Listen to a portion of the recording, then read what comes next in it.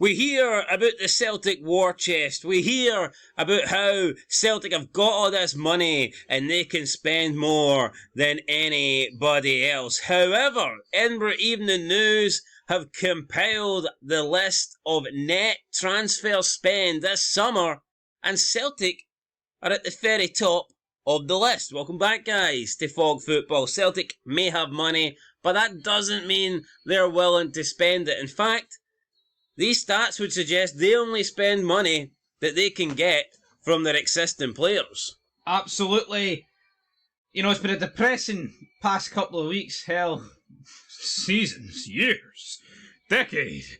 So let's compound it some more by looking at the numbers. Yeah, so... because us Rangers fans love numbers. Yeah, so we're going to look at the net spend here. So whoever's in first place, they will be the club that's made the most money in the summer. And then whoever's in last place will be the club that has made the least amount of money. Or should I say, lost the most amount of money. You can probably guess who's in what position. In first place, though, we have Celtic with a transfer net spend of €12.58 million. So that's how much Celtic are up when you add in the players that have came in and then the players that have went out. So Celtic have brought in their biggest transfer signing in Engels. They brought in another good centre-back.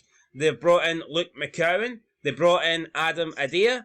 They brought in Bernardo. And they still profited €12.58 million. That's good business. We can say that they're not spending money. We can say that they're not willing to, splash this war chest. But if they can sell players that fund the new players coming in, that's smart. It is smart, there's no two ways about it here. I wish I could sit here and say they've spent it horribly and this, that and the other. End of the day is Celtic can afford for every signing they've made in the summer to be a flop and they'll still walk away with at least two trophies, man. That's just the reality we're dealing with here. That is the reality. So Celtic in first place when it comes to money in. Second place, we have Aberdeen with €3.17 million. So Aberdeen there in second place. Obviously, most of that is coming from the Miovski sale. They did bring some players in, but they've still managed to make a decent amount of money. Would you say that's a good window for Aberdeen? I'd say so. They've profited, but most importantly, I think they've strengthened a lot of key areas of that team. And I think their league position suggests that. Yeah, that's what it's all about, really. Being able to sell your best assets and then bring in players using that money. Third place, we have Motherwell with a transfer net spend of $1.59 million. The bulk of that coming from Theo Bair. They did let quite a few players go. However, I believe most of them were on a free. They've done business, but a lot of the players that they brought in were pretty cheap as well. So Motherwell, I do think their squad's got weaker, but a transfer net spend of $1.59 million. Fourth place, we've got Hearts with a transfer net spend of €1.2 million. I think Hearts have done pretty well in the summer. We haven't done well in the league or anything like that in competitions, but in terms of transfers, I think Hearts have done a decent job. They have. Alex Cochrane, he went to Birmingham, didn't he? Yeah, that was like Birmingham are on a mad thing. That was like 1.5, I believe Hearts got for him, so that was decent money, should we say. Right, let's move on to the fifth place team then. A lot of these are now undisclosed, so we can't really determine how much was spent, so it's how can you really tell who was fifth and who was sixth. So we've got St Mirren, undisclosed, Dundee United, undisclosed, Dundee, undisclosed, Kilmarnock, undisclosed. So all four clubs there undisclosed. We don't know what their overall transfer net spend was. We move into St Johnstone in 9th place, undisclosed. Ross County in 10th place, undisclosed. Then we move into the bottom two places. We have Hibernian. They've got a minus net spend of €521k. So just over €500,000 Hibernian are down.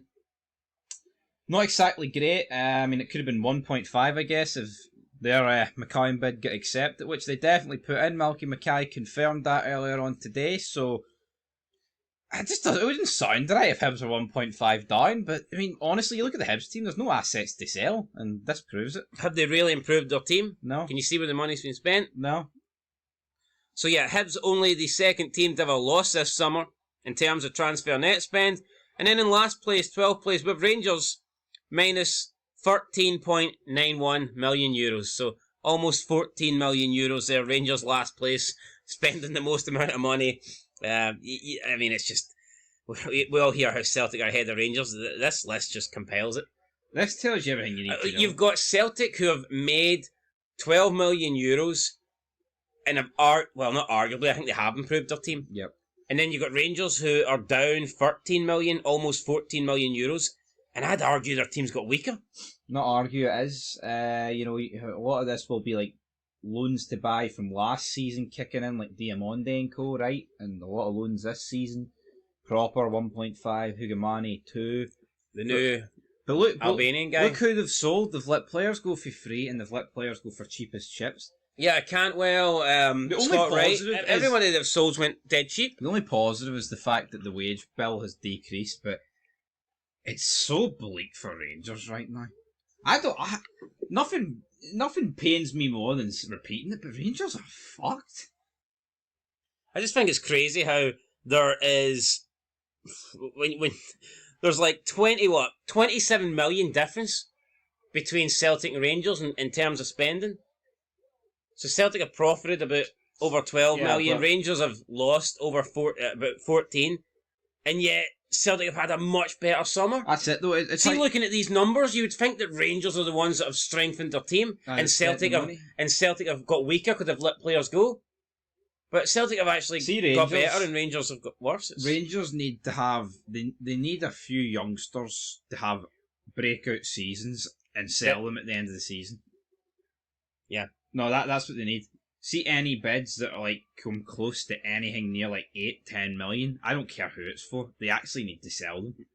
Who do you think's most likely to go for that kind of money in the current Rangers team? I thought Butland, but recently I wouldn't sell. Well, I wouldn't even pay a penny for Jack Butland, man. Anyway, guys, there you go. Celtic in first place in yet another league standing. So we'll catch you in the next one. Peace.